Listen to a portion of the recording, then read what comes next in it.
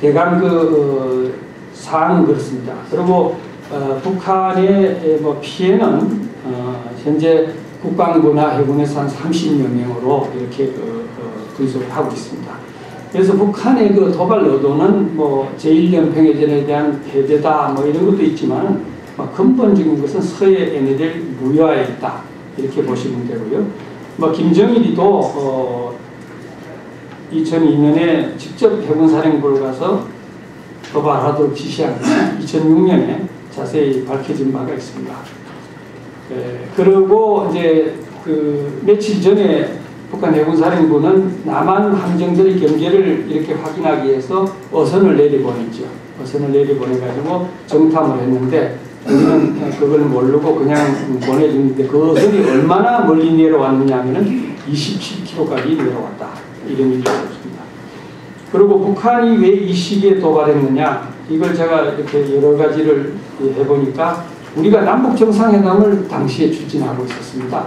그래서 정상회담 개최 장소 때문에 서로 티격태격했지 나머지 정상회담을 한다고 해가지고 우리가 비료도 갖다주고 금강산 뭐 이산가족도 하고 제주도민도 올라가고 해서 굉장히 사이가 좋은 상태인데도 불구하고 북한이 도발하는 거예요. 나중에 참고자료 일을 한번 보시면은 북한은 우리가 많은 걸 지원할 때 도발합니다. 아마 비료 가지고 올라간 상선 선장이 이 북한 애들한테 구류당한 그런 걸 아마 기억하고 계실 겁니다. 그래서 특히 정상회담을 추진할 때는 반드시 도발한다는 것을 제가 참고자료 1에 그렇게 명시해놨습니다. 그리고 우리 고속정이 침몰한 이유는 너무 가까이에 접근해서 차단 기동을 한 겁니다. 예를 들어서 뭐 5km에서 8km 정도에 이렇게 차단 기동을 하도록 지침이 되어 있었으면은 그나마 좀 했을 텐데 그 당시에 교전 규칙상 그렇게 되어 있습니다.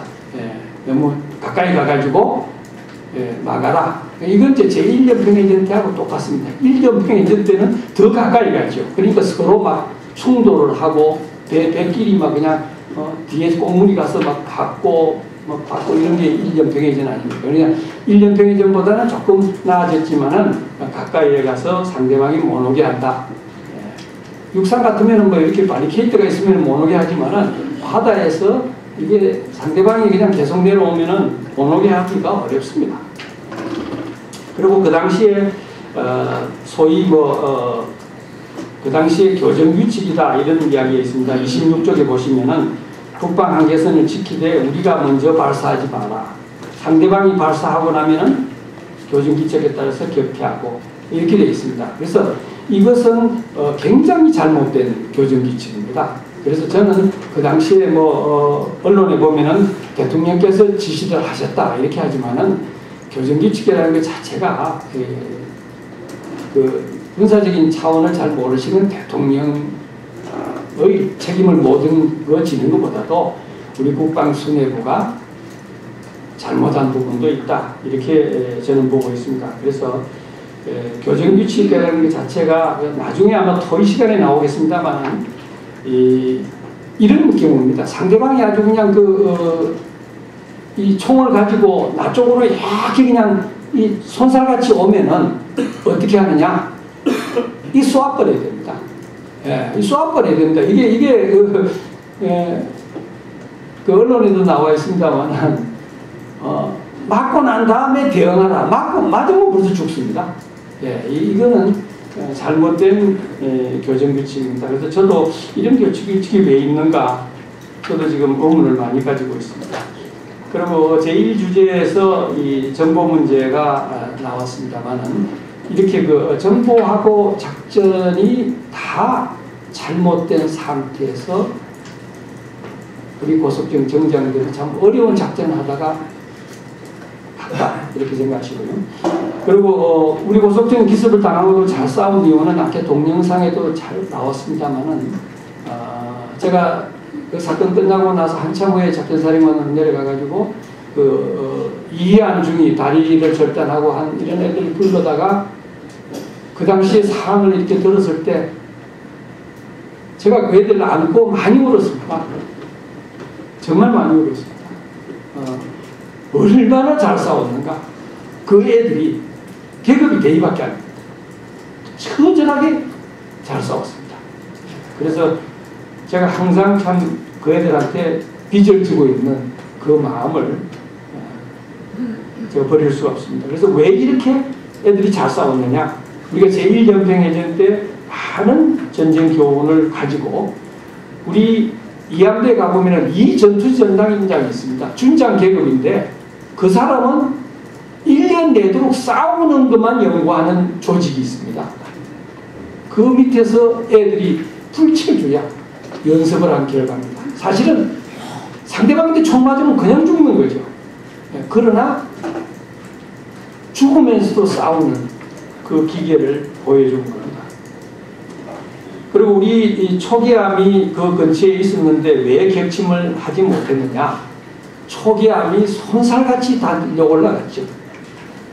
올라가가지고 76mm 요 사거리가 한 7km 정도 되는데 14, 15km부터 때리기 시작했습니다. 때리기 시작했죠. 그래서 몇 발 맞았습니다. 그 애들이 몇 발 맞았지만은 요 사거리가 지나고 난 거리에서 맞으면 효과가 좀 떨어지고요. 근데 그 찰나에 무슨 일이 있었느냐? 북한의 지대함, 함대함 유도탄 공격이 임박한 것을 알았습니다.